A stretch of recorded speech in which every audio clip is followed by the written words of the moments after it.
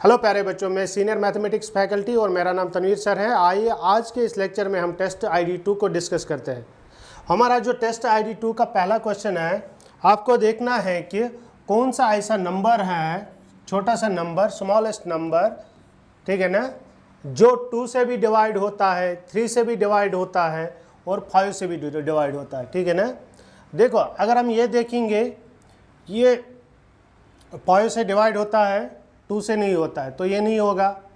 ये 2 से भी होता है, 3 से भी होता है और 5 से भी होता है, ठीक है ना। तो ये वाला ऑप्शन है, क्योंकि सबसे इसके बाद तो सबसे छोटा यही है। और अगर हम इस क्वेश्चन को देखें कि इसको सॉल्व कैसे करना है, आपको 2, 3 और 5 का एलसीएम निकालना है, ठीक है ना। जब आप 2, 3, 5 का एलसीएम निकालेंगे, वो आएगा बराबर 2 × 3 × 5, दैट इज़ 30। तो इसका आंसर है 30, जो कि ऑप्शन नंबर बी है।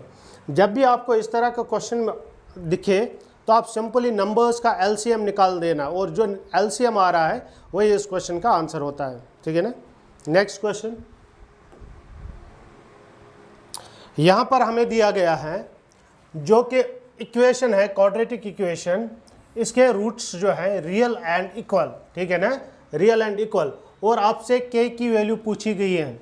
और आपको पता है, अगर हमारे पास एक क्वाड्रेटिक इक्वेशन होती है ax² + bx + c = 0, ठीक है ना, a ≠ 0, अगर इसके रूट्स रियल होते हैं, और डिस्टिंक्ट होते हैं, तो उस वक्त जो डिस्क्रिमिनेंट है वो ग्रेटर देन 0 होता है। रूट्स आर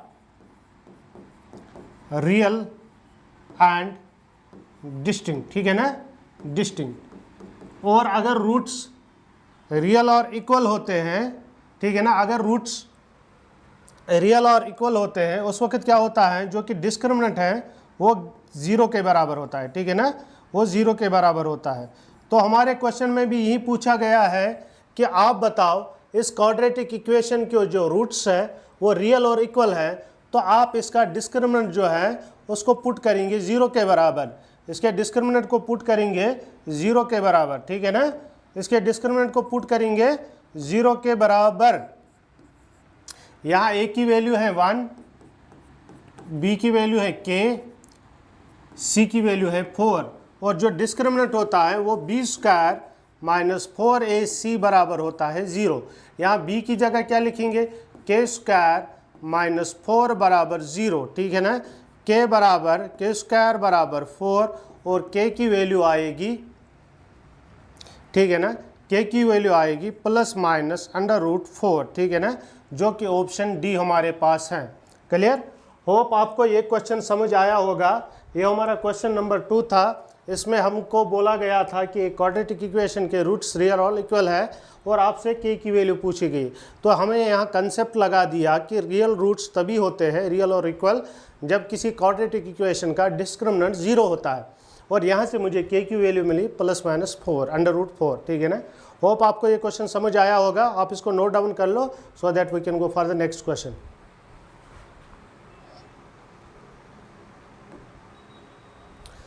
ओके, हमारा नेक्स्ट क्वेश्चन है, log ऑफ x 1 है, देन x की वैल्यू क्या है। log ऑफ x 1 है, देन x की वैल्यू क्या है, ठीक है ना। हमारे पास a⁻x अगर बराबर n होता है तो log n to the base a बराबर होता है x, ठीक है ना। ये if and only if condition है। अगर ये है तो ये होगा, और अगर ऊपर वाला है तो नीचे वाला होगा, ठीक है ना। इसको बोलते हैं if and only if condition. तो यहाँ पर जो ये log x है, log x, ठीक है ना, इसका बेस मेंशन नहीं है, और जब मेंशन नहीं होता है तब 1 होता है, ठीक है ना, हाँ, तब 10 होता है, सॉरी। तो ये बराबर है 1। तो अगर हम इसको कन्वर्ट करेंगे इस वाले इक्वेशन में, ठीक है ना, तो देखो यहाँ पर क्या आएगा, 10 to the power 1 = x, 10 to the power 1 = x, ठीक है ना। या सिंपली अगर हम देखें, आपको पूछा गया है कि log की वैल्यू कब 1 होती है, log की वैल्यू कब 1 होती है, तो वो log 10 to the base 10 1 होता है। तो इसका मतलब है यहाँ पर x की वैल्यू क्या है, 10। हमारा यहाँ x की वैल्यू 10 आ रही है। तो कौन सा ऑप्शन सही है? Option number B. Clear? Option number B हमारे पास इसका करेक्ट आंसर है। होप ये क्वेश्चन भी आपको समझ आया होगा, आप इसको नोट डाउन कर लो। Now question number third. ये जो क्वेश्चन नंबर थर्ड है ये इनइक्वालिटीज में दिया गया है, सिंपल इनइक्वालिटीज। देखो यहाँ पर इस क्वेश्चन में बोला गया है 2x minus 5 is less than 7, ठीक है ना। 2x minus 5 is less than 7 और फिर आपसे x की वैल्यू पूछी गई है। हमें पता होता है जब भी हम इनइक्वालिटी को सॉल्व कर रहे होंगे तो इनइक्वालिटी को हमेशा हम दोनों साइड से ऐड भी कर सकते हैं और सब्ट्रैक्ट भी कर सकते हैं, इससे इनइक्वालिटी पे कोई फ़र्क नहीं पड़ता है। लेकिन जब हम नेगेटिव नंबर से इनइक्वालिटी को मल्टीप्लाई करते हैं तो इनइक्वालिटी रिवर्स हो जाती है, ठीक है ना। ये बात आपको याद रखनी पड़ेगी। यहाँ पर हम क्या करेंगे 2x माइनस 5 प्लस 5, यानी मैं दोनों साइड इस इनइक्वालिटी को 5 ऐड करूँगा, ठीक है ना। ये कैंसिल, तो यहाँ से आएगा 2x लेस देन 12, ठीक है ना। और दूसरी बात, इनइक्वालिटी को अगर आप पॉजिटिव नंबर से डिवाइड कर रहे हैं तो कोई फ़र्क नहीं पड़ता, लेकिन अगर आप नेगेटिव नंबर से इनइक्वालिटी को डिवाइड कर रहे हैं तो इनइक्वालिटी रिवर्स हो जाती है। यहाँ पर मैं इनइक्वालिटी को 2 से डिवाइड करूँगा, तो यहाँ पर मैंने पॉजिटिव नंबर से डिवाइड किया, इसमें कोई चेंज नहीं आएगा, ये कैंसिल होगा, तो यहाँ से मुझे मिलेगा x लेस देन 6, ठीक है ना, x लेस देन 6, जो कि हमारा करेक्ट आंसर है। अब एक और प्रॉब्लम यहाँ पर हो सकता है, इसने x मेंशन नहीं किया तो हम मान के चल रहे हैं कि x रियल नंबर है, ठीक है ना। और अगर x रियल नंबर है तो x लेस देन 6, तो वो सारे वैल्यूज़ आएंगे। अगर हम इसको इंटरवल फॉर्म में लिखेंगे x की वैल्यू आएगी -∞ से लेकर 6 तक, ठीक है ना। और अगर ये इंटीजर है तो अलग वैल्यूज़ आ जाएंगे, और अगर ये नेचुरल नंबर है तो x के अलग अलग वैल्यूज़ आ जाएंगे। यहाँ ये रियल नंबर की बात कर रही हैं, तो इसका जो करेक्ट आंसर है वो आंसर ए है, ऑप्शन नंबर ए है। इसको आप नोट डाउन कर लो।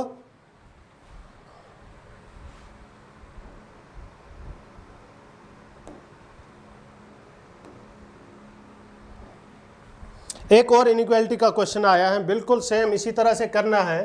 आपके पास है 2x प्लस 1 ग्रेटर और इक्वल टू 5, ठीक है ना। तो आप क्या करेंगे 2x प्लस 1 माइनस 1 ग्रेटर और इक्वल टू 5 माइनस 1, दोनों तरफ एक सब्ट्रैक्ट करेंगे, तो यहाँ से 2x ग्रेटर और इक्वल टू 4 आएगा, और इसके बाद आप करेंगे दोनों side 2 divide, 2x divide by 2 greater और इक्वल टू 4 डिवाइड बाई 2, यहाँ से x ग्रेटर और इक्वल टू 2 आएगा, ठीक है ना। x ग्रेटर और इक्वल टू 2 आएगा, जो कि ऑप्शन ए है, ठीक है ना। इस क्वेश्चन का आंसर जो है वो ऑप्शन नंबर ए है। आप इसको नोट डाउन कर लो so that we can go for the next question.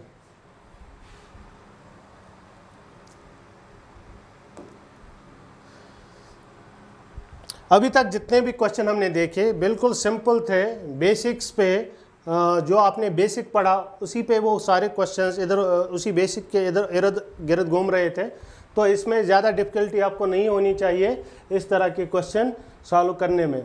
ये जो क्वेश्चन नंबर 26 है, ये हमारे पास फार्मूला होता है log m to the power n, log m raise to power n। ये पावर आगे आता है, इसको हम बोलते हैं log, ये आगे आ जाएगा n log m, ठीक है ना। अगर आप यहाँ देख पाओगे ये जो b है ये आगे आ जाएगा, तो वो बन जाएगा b log a, जो कि ऑप्शन नंबर बी है, ठीक है ना, ऑप्शन बी है। बिल्कुल इजी क्वेश्चन था। नेक्स्ट क्वेश्चन,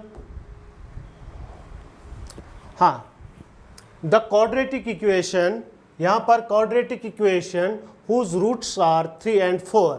आपको क्वाड्रेटिक इक्वेशन बताना है जिसके रूट्स 3 और 4 है।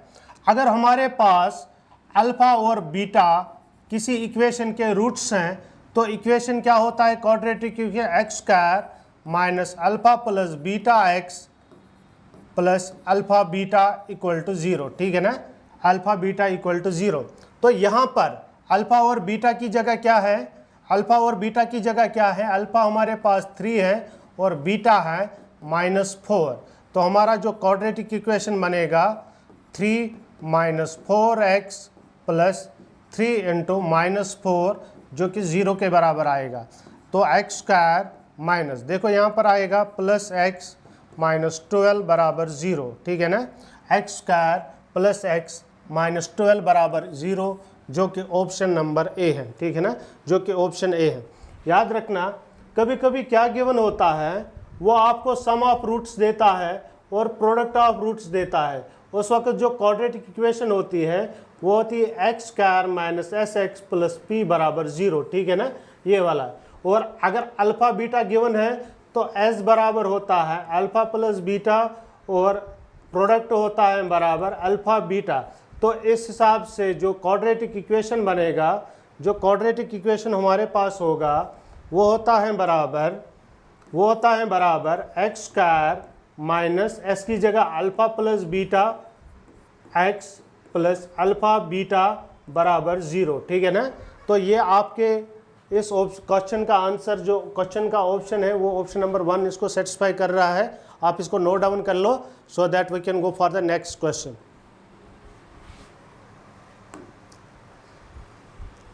यहाँ पर ये क्वेश्चन जो है वो रेशियोज में से आया है।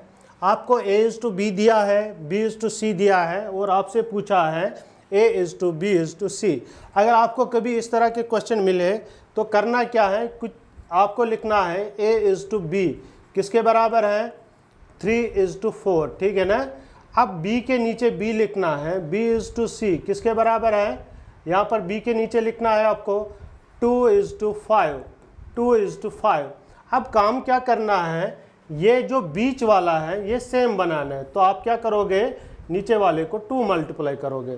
तो यहाँ से क्या बनेगा, ये बनेगा 4:10।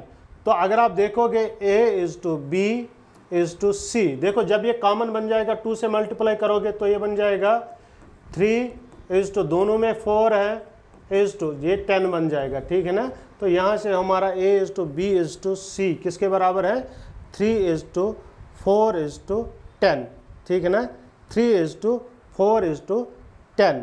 लेकिन ऐसा तो ऑप्शन में है ही नहीं 3:4:10, तो हम क्या करेंगे, इसको 2 से मल्टीप्लाई करेंगे। तो यहाँ से A:B:C आएगा बराबर, इसको 2 से मल्टीप्लाई करो 6:8:20, ठीक है ना, क्योंकि यहाँ सबको मल्टीप्लाई किया 2 से, उससे कोई फ़र्क नहीं पड़ेगा। तो यहाँ पर ऐसा है 6:8:10, जो कि ऑप्शन नंबर बी है, ठीक है ना। क्योंकि इस फॉर्म में कोई आंसर नहीं था तो हमने इसको थोड़ा और सिंपलीफाई किया, 2 से मल्टीप्लाई किया। अगर हम हर रेशो को 2 से मल्टीप्लाई करेंगे उससे कोई फ़र्क नहीं पड़ेगा, ठीक है ना। तो ऐसी बात है कि अगर एक के पास 200 है, दूसरे के पास 200 है, दोनों को 100 ऐड करेंगे 300 दोनों के पास आ जाएगा, तो कोई दिक्कत नहीं है जब सबको एक जैसा हम वैल्यू देंगे। नेक्स्ट, हाँ, यहाँ पर है x 2⁻1/3 और y है 4⁻1/5 और आपको क्या निकालना है, x⁻5 y⁻3। देखो अगर मैं x⁻5 निकालूंगा वो बनेगा 2⁻1/3, इसको पावर करना है 5। इसी तरह अगर मैं y⁻3 निकालूंगा, y किसके बराबर है 4⁻1/3, इसको 3 करना है, ठीक है ना। तो ये बन जाएगा 2⁻5/3, ठीक है ना, और ये बन जाएगा 4⁻3/2, ठीक है ना। दोनों को जब मल्टीप्लाई करेंगे तो x⁻5 y⁻3 कितना बन जाएगा, देखो यहाँ पर मैं करता हूँ x⁻5 y⁻3। देखो x⁻5 क्या आता है 2⁻5/3 इंटू y⁻, ये आ जाएगा 4⁻3/2, ठीक है ना।